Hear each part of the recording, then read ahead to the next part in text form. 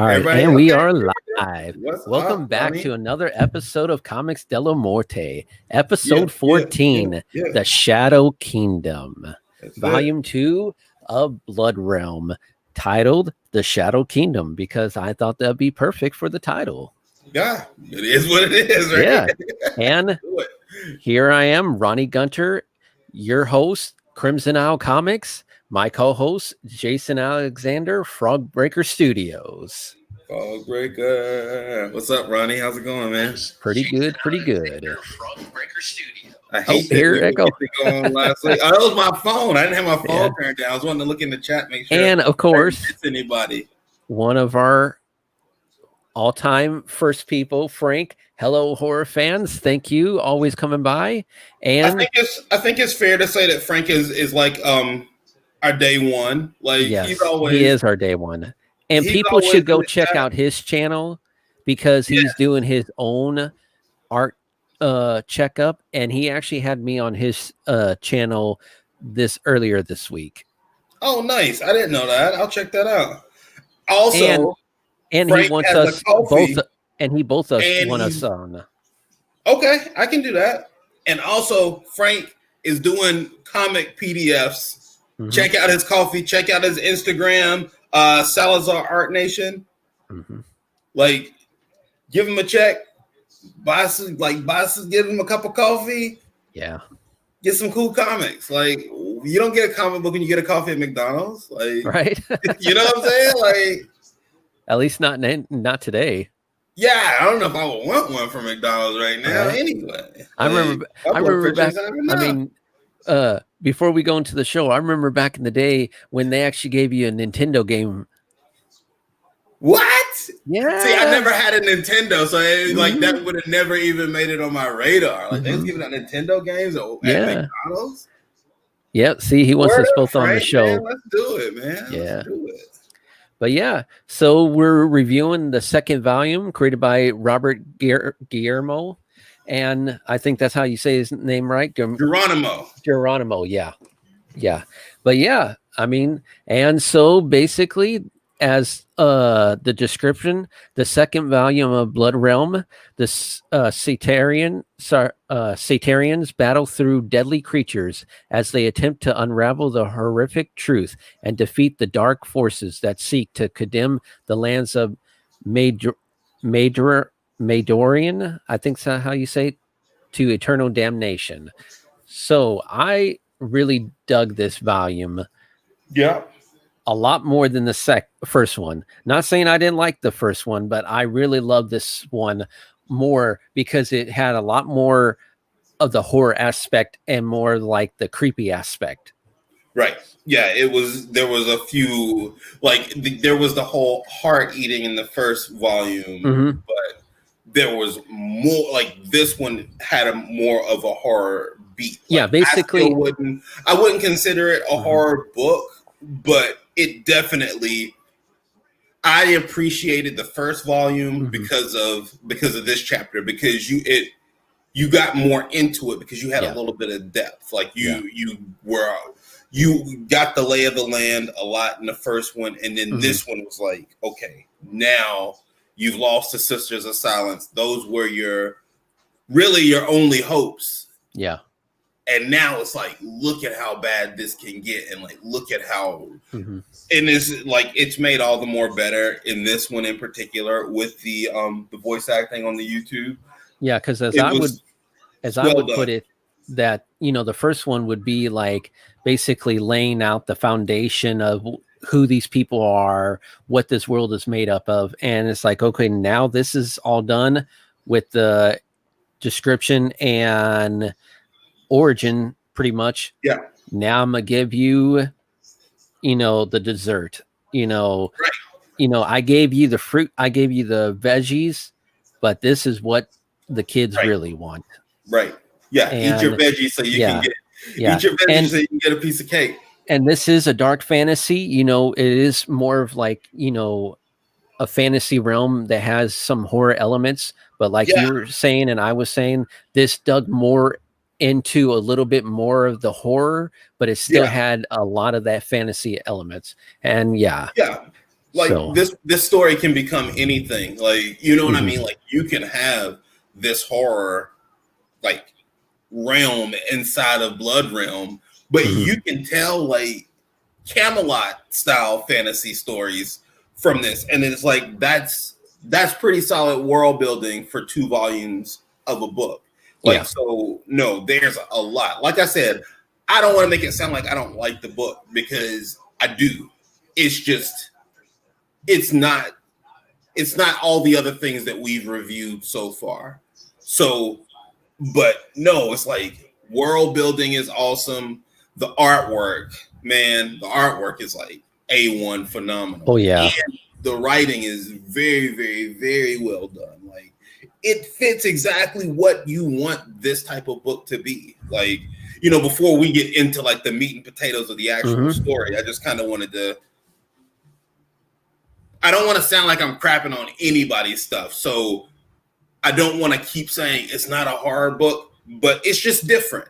And when you know what I mean? It's like, this is a whole new type of book. And so, no, for what it is, I dig it. And the thing is, we're going to probably come across many books of different genres of horror. Exactly. Like, yeah, this is what horror elements can do in story style A. Because no, like, that's really cool. Like I said, like, this is kind of like, you're kind of like my personal chef, like, with all these different horror style stories that I haven't experienced before. Yeah. And it's like, you know, a little bit of this, like a little bit of like the vintage pulpy stuff. Then we went into like Russ's book, which was like a little bit newer style, but it was told in an older period. Yeah. Then we went into Uzumaki, and like, you know, I don't want to start with that right now, because we all know how I feel about that. And it's like, now, like, after those couple of books, we did another Ito book. Now it's like Blood Realm, and you see like, okay, this person is an obvious fan of horror, and like, look what you can do when you put a horror costume on story type A. Like, look at that. Like, it's like God of War and Game of Thrones. And this is like my first screenshot I took of the video. Just that I like about it is that I love that he wanted to go with just simple black and white with a little bit of color. And what I like and love with like the wood here is that, you know, he wanted to like get that wood texture by just adding little dots of white splashes, almost kind of like using white out, or however he used it, he just to give it like almost that like wood texture. And it just really brought out that, you know, okay, I'm going to just use simple colors. I'm not going to make it, you know, full color, but I'm still going to make it look like, hey, this is a boat made of wood. How am I going to add a texture to it? And he did a good job with it. See, I tell you what's cool, Ronnie, about art is you and I appreciate this page for a lot of the same reasons, but it's like there's a key difference, because I look at the front of this boat and I'm like, look at how calm these characters are. Like, you know, like, they're ice cold killers. Because to me, I'm like, this sea is raging so bad that it's ocean spray popping up on the front, and they're not even flat by it. Like, that's what I thought. And it's like, I appreciated the page as much as you did, but like for a completely different reason. Like, I don't know, it's really cool. The red makes the black and white pop. Oh yeah, exactly. You know, and that's what I believe he wanted to do, is that pretty much like have like, you know, the red background pretty makes the whole boat pop out. And and that's what you want to do as an artist, is just take like a simple color and make your key components like really pop out. So it gives it that more eye attention on what you want your characters to look at. To have an ocean picture shot without the ocean in view, and to still give it depth, like, it does not look two-dimensional or too close or anything in the least. Like, just that the way that red fades like up towards the sail to pink kind of gives you that idea that it's pretty endless behind the end of the boat. Oh yeah, stern, as the boat techies would call it, I guess. Right? Yeah, stern. Yeah, the stern. Yeah. But no, well done art, 100% all the way through. So I'm excited to see what your picks were for the art. I enjoyed all the art in this book. Like it's really cool. And I was listening to a video where of that Geronimo did, just one of his drawing videos, and he was talking about how the red wasn't the first way. The book was all black and white, and then it was suggested that he put the red in, and it, it's like, how do you make a good thing better? Like French fries are delicious, but if you dip them in ketchup, you know what I mean? It's like, what one little thing, and it's like that's the thing that I try to learn as an artist is like, stop redoing whole pages, and like, what could you tweak? Like, what can you fine tune to take it to the next level? And it's like something as simple as putting red on an already created picture, and it just, like, you'll see through the rest of it, like it's all well done. So pretty much at this point, like the whole analysis of the story is that they're traveling to this land, and that's the picture. And now we're getting into like the characters, and let me bring up the characters, and the characters each have like their own like unique style. And I really like their style, especially the mage, and you'll see his style. I really dig the way he looks. Mages are, I always think about like those like Shinnok from Mortal Kombat, and he kind of looks like Shinnok a little bit, you know, but it's like that's like what a mage looks like versus a wizard in my mind. So we got General Gorn here, that we remember from the last one, and Lorcan, I think he was from the last one, right? Yes. And then, I just like, and there's the mage. Just, oh man, there he goes. Yeah, just look around. Like I love eyes. Like, I love the eyes. How like they look very like, creepy and demonic, but like it almost has like veins growing from them, almost in a way. You know what I'm saying? Right. Yeah, it's like they're so sunken in, and it's like constant pressure to even like keep an eye there.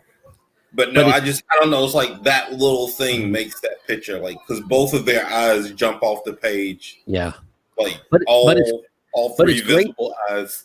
But it's great too, because you have this race of goats, but he wanted these goats to each look different in different ways. So he has goats that have like the short mouths. He has the ones that have the longer mouths, like you would see real goats have. So I, as an artist, for anyone who's making like a race of monsters or anything, I bet he had a lot of fun just trying to create different styles. Because even with the horns, like, look at the horns, like they're all designed differently, It goes back to what we were talking about when we were reviewing Scott Serklin's book. And it's like there's a period where you can tell that somebody just gets, they've done the homework, and when they start writing, you get that recall, and you just get in your shit, like, and it's like you know what you want to accomplish, and it's like you're hitting it, and so you can tell that that's kind of where Mr. Geronimo got, with like, he had done the homework on how to make those goats look different and to humanize them, and it's like everything is just like hitting, the red is right, it just, I don't know, you can just when somebody's in their groove. Just like watching a basketball player, like this is a dope spot to be in right here. It's awesome. And this mage here, I mean, definitely has like a Grim Reaper look going on. Yeah, for sure. But I mean, just when I saw this character, I'm like, wow, I want an action figure of this guy, just because I don't know. I was just really drawn to this character in such a cool way. Yo. So yeah. Yeah, what's up, Marsh? Yeah, just a lot of great stuff. So you have anything that really stuck out to you before I show more of my pages? Nah, man, keep going. I'm having fun. I'm having fun walking through it with you. All right. So, so as the characters come along more, they're approaching the island, and pretty much, they're exploring the island more and more, and then they come across something that they were not expecting to see. But before they get to that, I just wanted to bring something that I really like as a comic book artist, is that, to divide up a comic book panels, you don't always have to have the typical squares like always. So what you need to do is just be creative. So we're going to go with, him and his sword. And I think I know what I'm talking about, if you remember.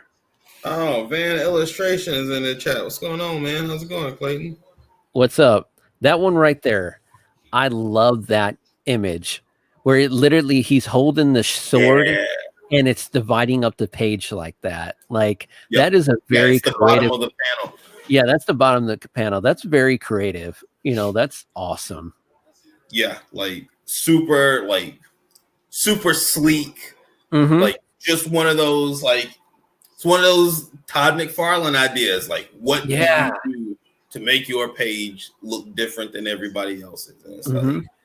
And it makes you want to and the thing is like you're looking down from the top of his armor, going down to the sword, and you're looking up from the hand, going up to the blade, and looking up to where they're walking in a way.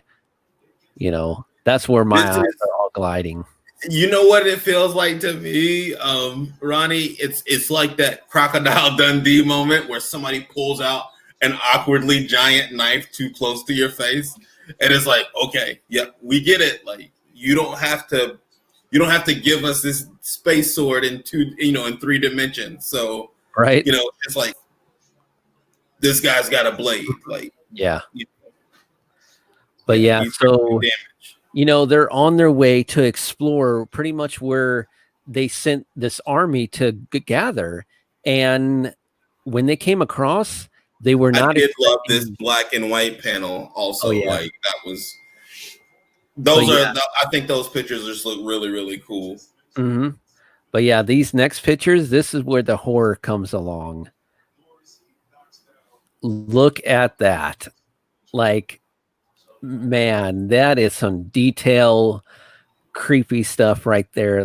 You're exploring this place where you're expecting to see your people conquer this land, and your people are on their heads on stakes. Yeah, you didn't bring enough weapons. Right. No matter what you brought, you didn't bring enough, And he did such a great job at depicting a dead face. Because you could tell that face, that person is dead. It's no grin. That's just a pale, stale, look off in the distance face. Exactly. And it really reminds me of Uzumaki. And, I've heard him say that he's a fan of Uzumaki. So yeah, it's just really awesome to see the detail and, that artwork right there.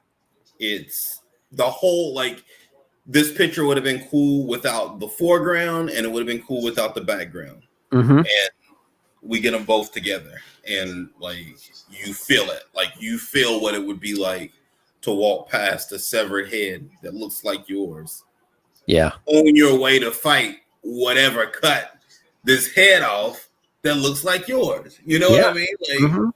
And that's the thing. They're starting to travel more and more and finding out okay, our people are they all completely dead? Are some of them why are we not welcome? Why are we not welcome anywhere? Yeah, and then all of a sudden they just see like a body, like basically a dog pile, or almost a goat pile of like hundreds, or probably hundreds of their army just piled up, and then you see like this white, massive, like demonic figure right there. Like that is awesome.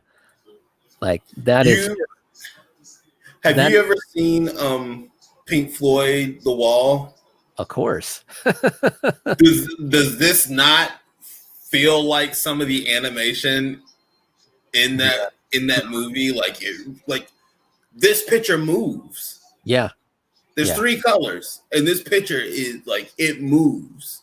Like I said, man, artwork is as good as you will get out of a comic book. Like this is why you like them.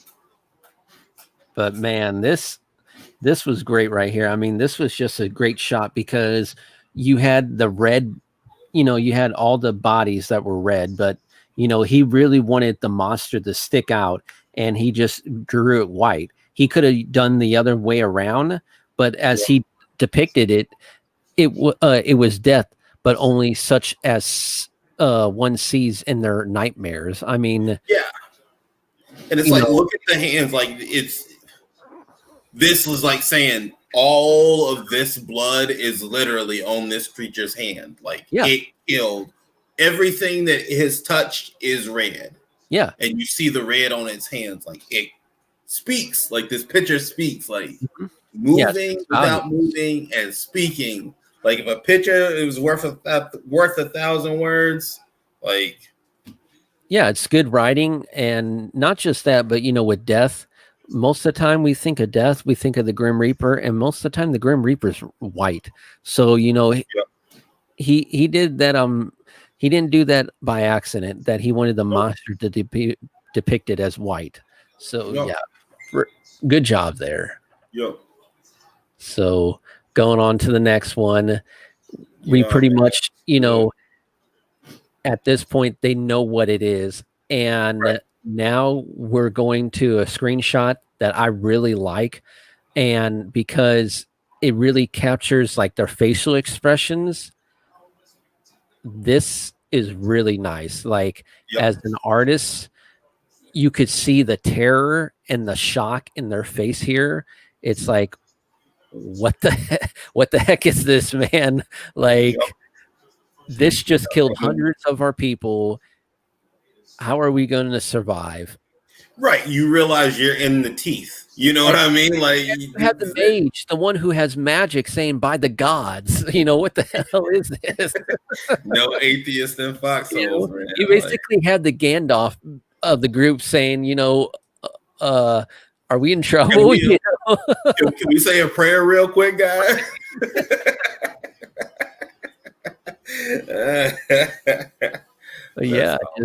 And it's just like shades of Junji Ito with the facial expressions, like particularly in this, because they are definitely like frozen in fear. Like you saw movement on the last page, and then on this page, it's like, even though the background it's not really a move, it's like a tremble. Like just from where the red is in the background, it's just, I don't know, man. It's like, I love it. Like I love a great job with the eyes, because the first page, let me try to get back to it if I can. Let's see. Like looking at the eyes on that, and then let's see. Let's do. Like you could tell, like the eyes there are more of like a sinister, active, and then you get to this one where it's terrifying, and they're eyes, but he found a way to give eyes to be action and expressive. And as an artist, you need to find ways to make every single body part to express itself. Right. In a creative way, you just need to, because you can't have the character to always look the same in every single type of like, uh expression. You need Right. to show excitement. You need to show terror. Not Right. just terror by like their mouths, but you need to show how the terror would look by their eyes, or by like the way their nose would squint up, or like the way Right. their ears would like Right. spread apart like that. Just Right. creative stuff. I always think about Jack Kirby's like hand positioning for scared characters. Like, it just reminded me when you said every body part. Like, you're right. Like, a fist that's afraid does not look like a fist that's punching. Yeah. So it's like there are like all these different little cues that you have to give. Like, super true. Yeah. Yeah. I dig everything about facial expressions in comics, because that's when your characters become like actors in a movie, and Yeah, you start pretty much. to That's why to think about them that way. that's why sometimes it's best. Exactly, Marshall. Yeah. Exactly. Yes, each character is an actor that needs to visibly show emotion. Exactly. Yes. Exactly. And if sometimes you can't do that, get a mirror and just, look at yourself. Or if you can get a camera and like just take pictures of yourself doing different movements, go and do that, and, don't be afraid if you can't really depict that at first, and have to like just draw over your like own image, because go out there. There's the original Disney artists who made Little Mermaid and stuff like that. They literally just videotaped the actress of Alice in Wonderland acting out, and just drew over the acting scene just with the illustration. That's sometimes how they had to like get that like real movement of animation back then, when it wasn't like just too stiff. So yeah, you got to find ways to just, get used to like drawing motion. Yes. Frank, I'm so vain. I probably think this comic is about me. That song was that was about James Taylor. Yeah. That was like early beef rap. Like that was something. But that's neither here nor there. All right, what you got next? Ronnie? All right.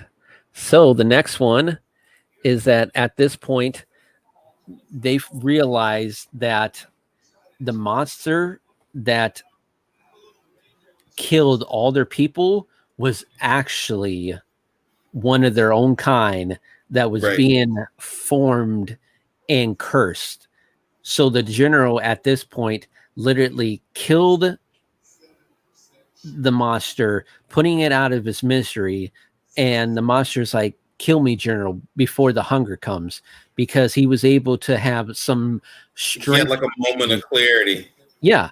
Like he had a moment to like really come back to his senses, to fight against the darkness that was within that cave, to say, hey, it's me, this is what's happening, run away. This isn't a great place. But they put him out of his misery, but they didn't listen. So now they kept on walking further, and now they're to a point that they reached a giant statue. And here we're talking about where it's the father of the Iron Wolves, a race of people that fought against a demon, and he was able to defeat the demon. But the demon in the end was able to pretty much, the first bishop of the Sacred Order, Kayron, was a herald warrior who led the great rebellion against the mages, concluded the age of Ember. It was he who introduced magic to mankind and created the Iron Wolves, a sacred order of Celtic knights sworn to protect Belgrath from demonic forces. And it was him who basically, don't want to get too far, who pretty much, all right, and who pretty much, you know, he was like one of the first people who helped fight against the evil forces that in the first book was talking about this ancient demon that was vanquished, and they were seeking after his heart. And just with that's the art, such a cool picture. Yeah, that, you know, this is just going back to the just gray tones, that even though there's not a lot of colors, he found ways to like give it like that stone look to it, you know, with the grainy like rock texture look.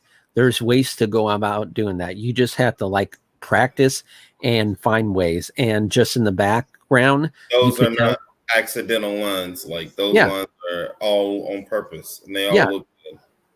Like that's probably underground, like rock formation or tunnel formations. Just really great stuff. Yeah, no, and again, like something that when I first started, I say when I first started, like I've been doing this for 17 years. I've been doing it for like a year and a half. Mm-hmm. But you hear videos and people tell you to be conscious of how much you put in a word bubble or in a narration box. And it's like, this is a lot of dialogue, but it makes sense. Yeah. And it's always so fascinating because these 2 volumes I've listened to on my way to work before I was able to like really sit down and read them. Mm-hmm. And then I always listen and I'm like, I'm always shocked like that there's this many words on a page and it never feels crowded. It never does. Like I'm always impressed by the way he was not afraid to tell his story his way. Yeah. And you know, if he needed to use most of a panel for a word box, like the up and down wise, he did it and it worked. Like because it was his story. And like it's always important to like tell your story. Like don't get obsessed with too many details. Like do what you need to do, and if you're happy with it at the end, be happy with it. Yeah. Marshall, we talked about that earlier. It was all gonna be black and white, and it was Peter Samedi, you're right, that was that suggested adding red. And it was like that part to me is still like a color is like the MVP of like really, really good artwork in this, like both volumes that we've done, because the artwork is awesome in black and white, but just that one color, like boom, it makes everything pop. It's on the next level. Now it's on the next level. So no, it's just very well. I think I said in a couple of the Ito stories, just like very well produced. Like yes, story's good, art's good. Yeah. The story is like it came off. It was executed properly.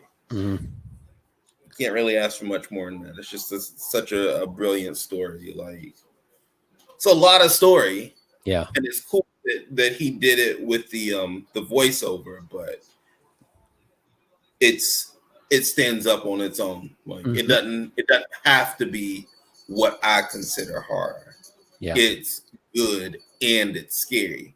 It's very foreboding what they did with the monster in the cave. Like you know, and to have, you know, to be facing the reality that, you know, this is one of your people who recognizes, you know what I mean? Like it wasn't just that he was from where they were from, but they recognize this was a thing now.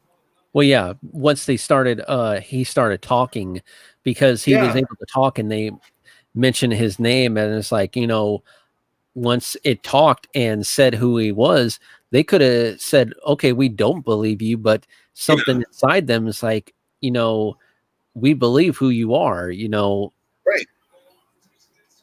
Right. Yeah. He wouldn't have asked to be ended if he wasn't who he said he was. Yeah. So no, it's just very well executed, top to bottom. Like, do your thing. Like, you do your thing. You make a scary book that's a fantasy book. Do it. Yeah. It has nothing to do with me or you or anybody. So well done. You know, very well deserving. And it's like a very cool foot forward. You know, it's like, this is a cool feather for Alterna. Like, you want to have a book that can like cross the lines. Yeah. And it's like, this is a cool book that's published, and it doesn't matter what company you read it from. Like, this is like, we got cool shit over here too. Like, you know what I mean? And speaking of the red, this panel would not go well, I think, if it didn't have the red, because they're now at this like civilization that's pretty much, or a city that's basically urban legend to them, and they're like, okay, there's urban myths, we've heard of this place, but we always thought like it wasn't real, you know, but now we're going to travel in and see what it's all about. And we all know when you hear of a place and you find out it's real, it never goes well. No, just stay away. Like, learn from this. Like, learn from what they do. So at this point, they're traveling. They're saying it's literally raining inside of the cave for like days on, and then all of a sudden, like the journal's like shadows are moving, and it's more of the creatures coming out from everywhere, and skittering. And at this point, you know, he's telling the mage, you need to do something, and the mage is like, these creatures are made of black magic. The regular spells that I have wouldn't be able to like really do any damage to them. They'll only stun them. So I need to do something that's going to, you know, put them out, but bring a lot of, you know, injure me in the process probably. So this panel right here speaks a lot of volumes, because I just love how it really depicts, like, you know, the violence that he had to go to get rid of these creatures. Yeah. So. Yeah, I was gonna say it was like hopeless if he didn't end it.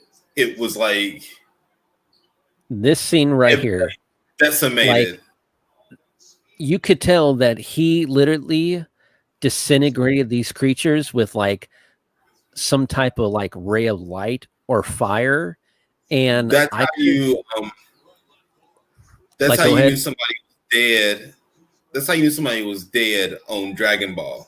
Like, when they would like, when everybody would fade away, like, you're like, okay, that's the end for them. Like, they just deflected, it's over. You know, like, it's like as soon as you saw like as soon as you saw someone dead like that, it's like, yeah, oh man. That's it. Right. As soon as Piccolo or anyone disintegrated like that, he's like, time to go get the Dragon Balls. That's it. See you next season. Right. It's just but like how do you communicate? How do you tell somebody that like these things are being flashed away? And see, this is a scene that if you did not have the red, I don't think it would work. Like the red, it would have looked like outside, it was like the wind blowing. Yeah, the red works so great that it depicts that, you know, he had to use like some type of fire or like almost like a laser to basically disintegrate. Yep. And you could tell also too that, you know, he didn't have to like have like any type of like fire growing around. He just basically took like the outline of the creatures and just made little black ink lines and found ways to like make gaps in it to literally show like these creatures are like disintegrating, and that's kind of like their like ash blowing away in the process. That's what it kind of looks like to me. But yeah, really, really powerful. Yeah, I'm pointing at my screen. Y'all can't see. Y'all can't see it, but it's like I see what you mean. Like right behind the shoulders, it looks like bits. Looks like bits are already starting to come off of them, like and turning into ash. Yeah, it kind of reminds me of the first Indiana Jones movie. Yeah, when they opened the Ark of the Covenant. Yeah. Mm-hmm. Yeah. Yeah. Yep. I remember that movie. Yep. So at this point, he disintegrated all the monsters and he goes into another realm that he believes that is another realm. And he all of a sudden comes across this. It's like, how cool is that? That's Junji Ito, but right. It's like it's even a different level of unsettling though. It right? Really it's is. Like and that's what's great is that all of a sudden that he literally threw like all these creatures attacking, the general and the mage and the two soldiers all at once, and then all of a sudden he uses the spell. You think that they're saved, and then you have this giant titan hovering over him. It's like, where the hell did you just come from? It's like give me zombies, but don't give me like a giant spider zombie. Like, right? This is like really like a nightmare. It's awesome. Yeah. Like, don't give me something. It almost looks like it's not really there. It looks like it's just negative space. Mm-hmm. Such a here's texture in two colors. Like, enjoy it. Yeah, like it's like exactly like you said, you can fight off zombies, but how are you going to fight off something that it's so big that its toe jam could kill you? Yeah, you're not going to hurt it with a sword. Like, I'm not going to hurt you. And then more detail of close up of its face there. This is a great scene because not just the dialogue, but just he showed such great like horror and creepiness in just such a great like simple design that he didn't have to show a lot of detail in a horror creature. Like, but there's a lot of Uzumaki, he had a lot of detail in some of his horror pictures. He just drew a black silhouette and had a couple white outlines for the eyes and the teeth and a couple here and there, and he did a good job. But remove the word bubbles and remove what we know about the story so far. Mm-hmm. And this is Kirby cosmic. Like, it really is. Like, it looks like there's entire galaxies inside of this thing. And so hello. It's, I don't know, man. It's like there's some this guy is a player. You know what I mean? Like, yeah, this guy can go. Like, and it's art and it's storytelling, and it's those two things don't always equal. And this is like we've said in pretty much with Uzumaki was the other book we said it with, but every page you could hang on your wall as art. Like, this is a little darker throughout the book, but still it's very, very well done. Yeah. Very well done. 2 thumbs up. Yeah. So at this point, he literally woke up from a dream or a nightmare, because this is pretty much a nightmare. Yeah. And this is one hell of a nightmare that you're literally fighting off monsters and you see this, and then you're like, okay, now we have to travel farther in the cave, and you literally have these creatures worshiping, and they're like, what is they're worshiping? And then you come across what is it? Hold on. This giant. No, not that. Go back. No. Going too far. No. Oh, spoilers. No. Spoilers. Oh no. Right there. Awesome. Yeah, that is. Well, yeah, that's like a giant leech.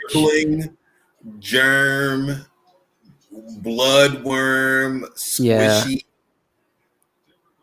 Yeah. And look at the detail with all the bumps he added on there. Like, I guarantee it, that took a while to add all those bumps. I'm sure, because it makes like a slurping noise. Yeah.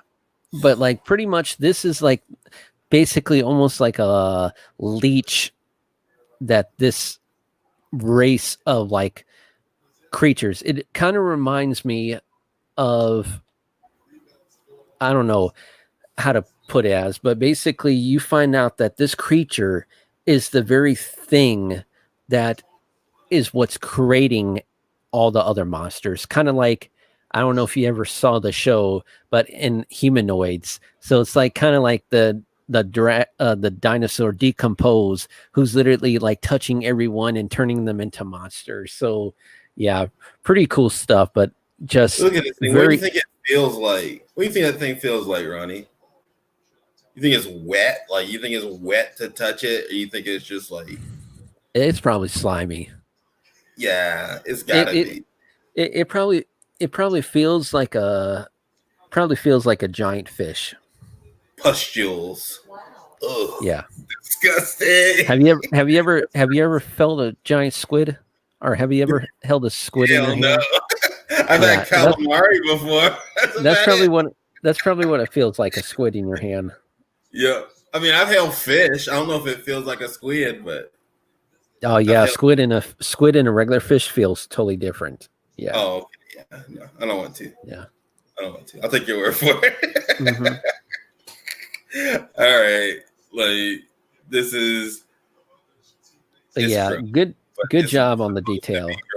Yeah. But now at this point, this is where I was saying has been ended.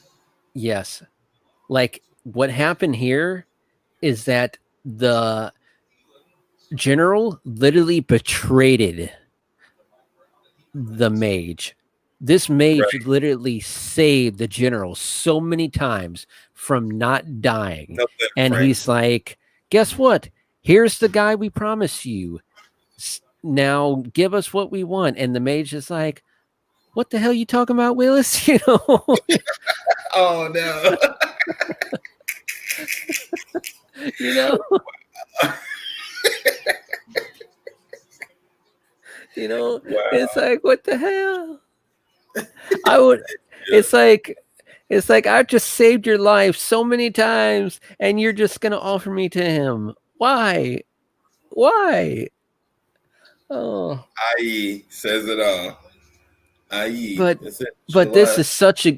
this scene right here is such a great horrific scene. This is like a scene. This is a horror scene right here. This is the most metal picture in the story so far. Yeah, this image is what you want as a poster on your wall. That's what I'm saying. Like, this would be like the heavy metal album cover. Mm-hmm. Like, it's such a cool picture. Like, it looks different than a lot of the other stuff, but yeah, it's awesome because like with him coming out, you see like the red, like the pinkish red ore shining around him. Yep. But like you said, it's literally the demon that was, prophesied to come back. Yeah, and imagine having bony arms and nightmare hands, but you don't even have to use those to kill somebody. You can just go through their body. And look at this, even more detailed. And then what's even awesome is that he could have just had a simple red background, but he had all these like demonic, smiley, like Joker faces in the background just to depict is like, okay, I'm back, and now you're screwed. You know, terror catch up. Yeah, terror catch up. Right. Oh man! And then all of a sudden, one of his closest second command got grabbed and head smashed. That is gore right there. Alfredo. Yep. Yeah. That's yeah, that is, like you said, that's like Sin City. Right. Sin City grim violence. Yeah. Just I don't know, man. It's like this art is such a great job, though. This art is bananas. Yeah, like he did such a great, like with the first issue, it didn't have the gore like it does with this one. This is why I like this volume so much more. This one had more of that horror beat to it. Like it was what movie am I thinking of? Like Event Horizon, where it looks like it's going to be a sci-fi movie, but no, these people have found the gate to hell. They just happen to find it in space. So this is where we are here. It's like each page or each beat of the story, like each chapter inside the chapter was a little bit worse for the characters than the last. Yeah. It's like every revelation was like more bad news.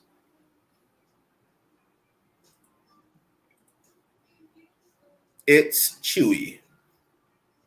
Baby octopus. You've had baby octopus. And then that's what that pustule leech felt like. Probably, I don't know. And then the last scene, let's see. And then the last scene, you have the darkness return. I'm back. And this is just such a great scene because it has like the black, but then it kind of has like a dark shade of red there too. Yeah, look how raw this page looks like. But it's great because he took like the same character but drew him in so many different styles to show that he's ever changing, just like how pure evil is and pure darkness is. That darkness is ever changing because no matter where you're at, darkness shall ever be there. You know what this makes me like? This picture in particular reminded me of remember the Balrog on the Lord of the Rings movie? Yes. I watched because I used to always watch that movie with the commentary on like after the first time I watch it. And I think it must have been Peter Jackson was saying that they wanted every step it took to like make new like gaps and like make new lava and new fire.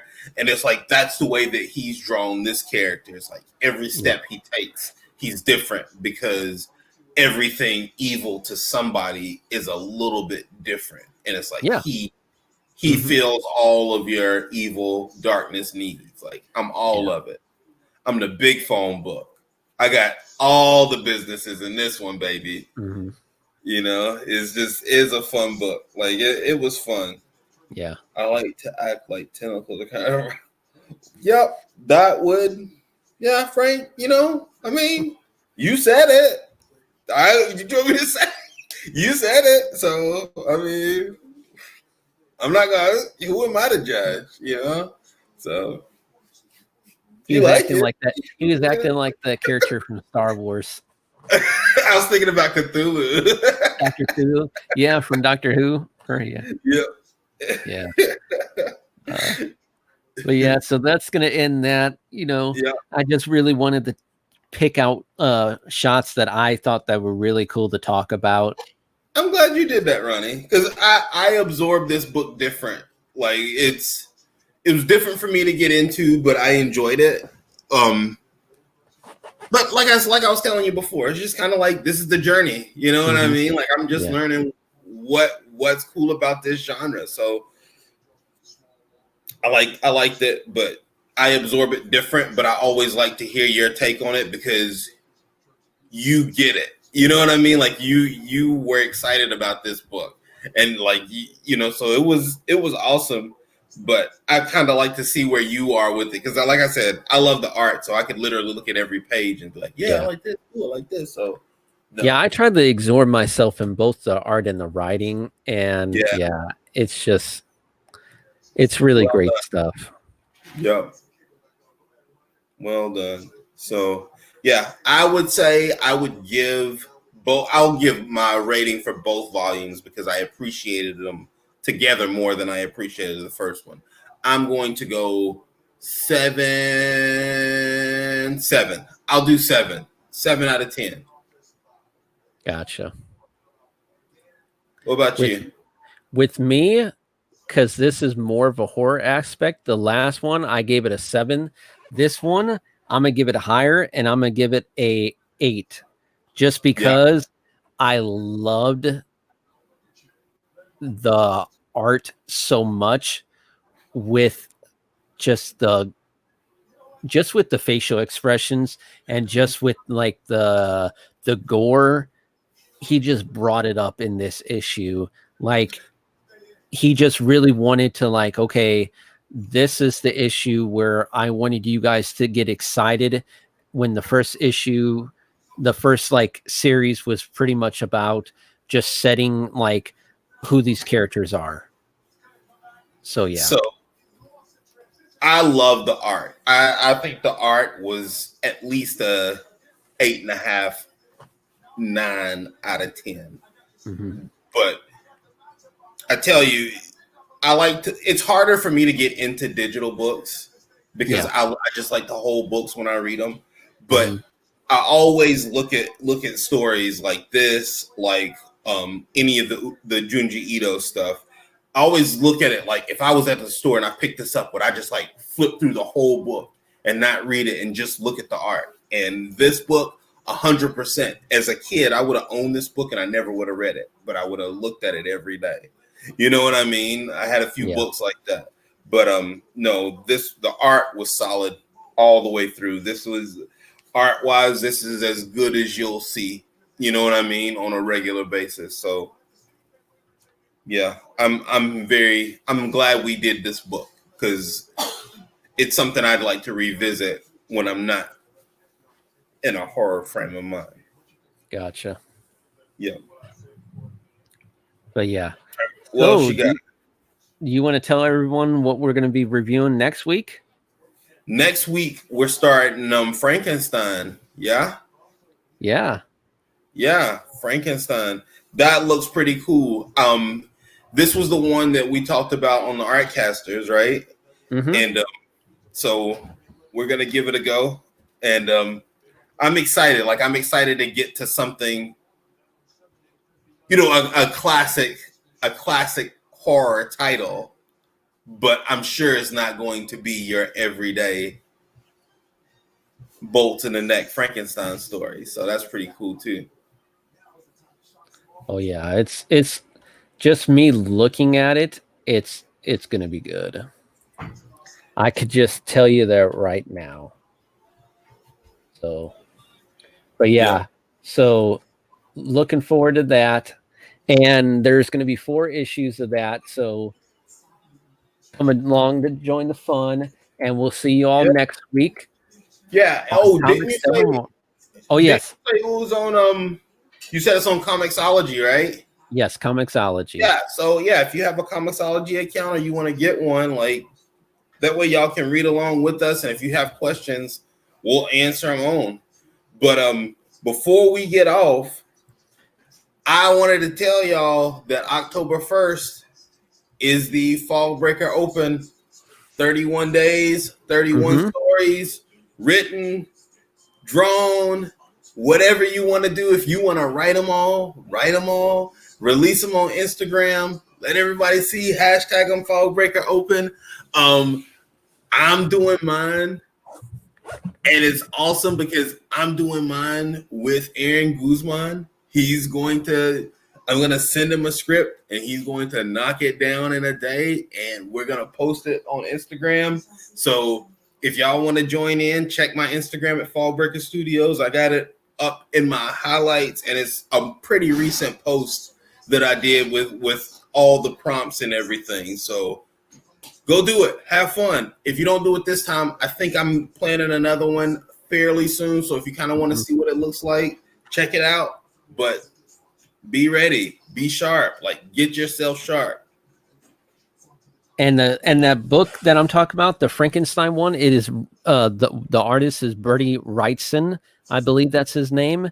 So yeah, make sure you look for his name on Comixology, because that's the Frankenstein book we're going to be reviewing. And then after that, we're going to be going into Lock and Key. So yeah, we got a lot of great stuff ahead. So see y'all next week. Bye.